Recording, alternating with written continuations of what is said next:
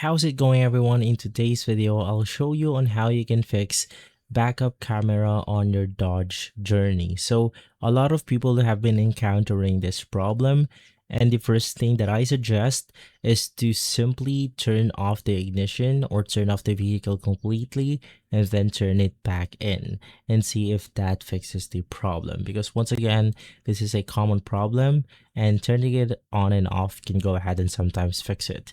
But for the most solutions, or basically the most helpful answers out there, is when the camera is not working, you just want to turn the ignition on and shift the vehicle into reverse and check if the backup light works, and also check if the 12V DC is appearing on the pin 6 of the backup camera. Basically, if the voltage is there, you want to check if there's is an earth on pin 5. So you could just go ahead and follow this on-screen instructions that we have right here. It's going to be a lot complicated, but once again, for most people, if you encounter this problem, just make sure to turn off the device.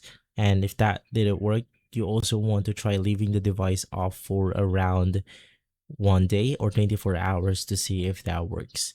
And so guys, if this video has been helpful, leave a like, subscribe, and follow us for more videos like this. Thanks for watching.